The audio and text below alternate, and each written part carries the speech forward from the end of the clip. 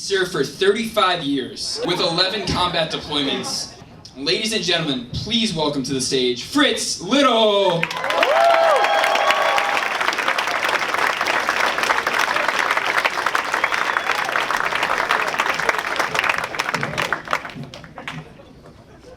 Good evening. How you doing? Let's talk about something interesting. I'll tell you a little bit about myself. I was a career soldier, as Sam told you. When I first came in the Army, it was a few years after Vietnam. It was a time when they were really experimenting with the all-volunteer force, and it was not going well.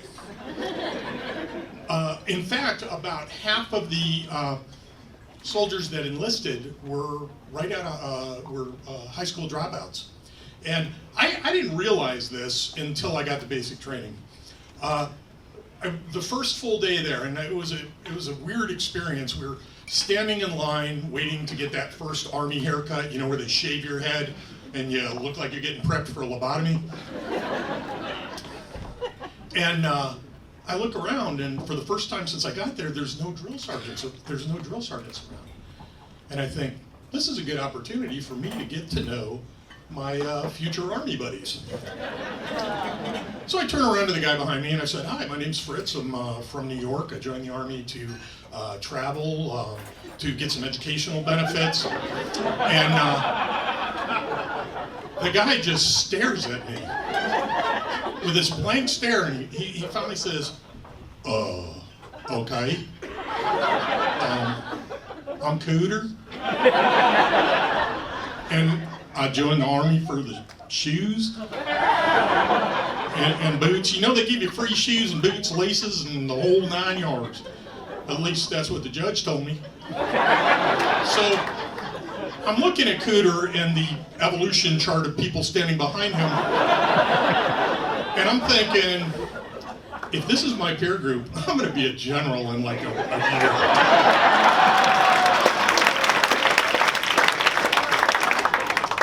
That was kind of reinforced later that day.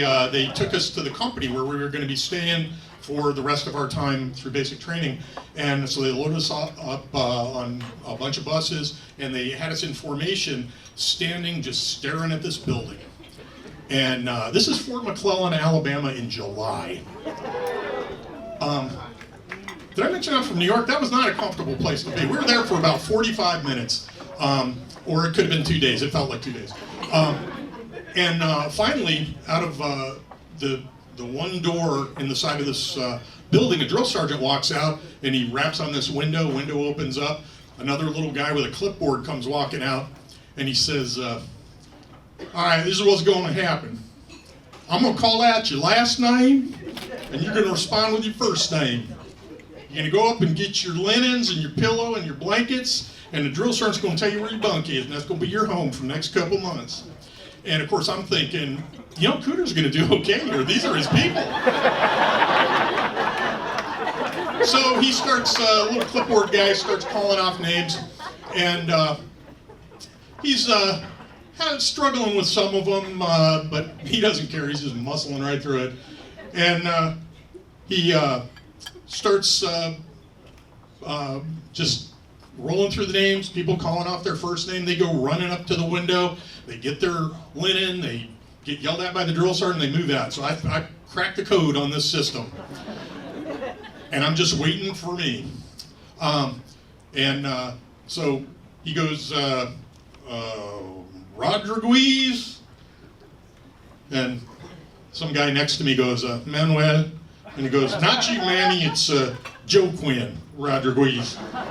And the guy on the other side of me just kind of rolls his eyes and he goes, "Joaquin," and he goes running up to the window. And then the guy with the clipboard says, "McCoy," and I hear from behind me, "Cooter." And I'm thinking, no shit, that's really your name? That's not a nickname? What the hell were your parents thinking? But then again, you know, if you've got a family tree that looks like a football, you know, starts with first cousins, ends with first cousins. And both mom and dad have the same Uncle Cooter. They're kind of obligated. So he goes running up, high fives the guy with the clipboard, and gets his linens. And this goes on for a while, and then finally we're down to just 3 people. It's me and a guy about 10 feet over there, and another guy about 20 feet over there. And clipboard guy starts yelling out this name, and nobody's answering. And he just keeps saying it over and over again. Ledley! Ledley! And I'm thinking, I don't know which one of you knuckleheads is Ledley, but what the hell are you thinking? It's the first day, you want to piss him off? And then he called out my first name. And my social security number. And you got a minute, let's talk. My last name is Little. L-I-T-T-L-E. There's no Y, there's no apostrophe. It's an adjective. And an adverb. It's a word you use every day. In fact, the name Little is a Scottish clan name that goes back for over 1,000 years. In fact, where Cooter's from, it's probably still a clan name, I'll be honest with you. So, my name, Fritz Little, in the ancient Scottish translates as tiny German, I think. So anyway, I go running up, clipboard guy looks at me like I'm an idiot, and I get my linen, and the drill sergeant standing there just looks down at me and says, "Little, what the hell is your problem?" And I said, "I'm sorry, drill sergeant, I'm a little hard of hearing." That was a bad move. I learned a valuable lesson that day. When you're in the Army and you're dealing with people in authority, 3 words: use humor sparingly.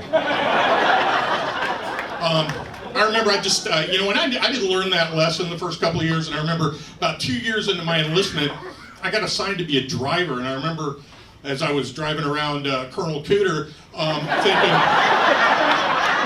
I have not learned my lesson. Well, that's my time. I'm Fritz Littley. You guys have a great day.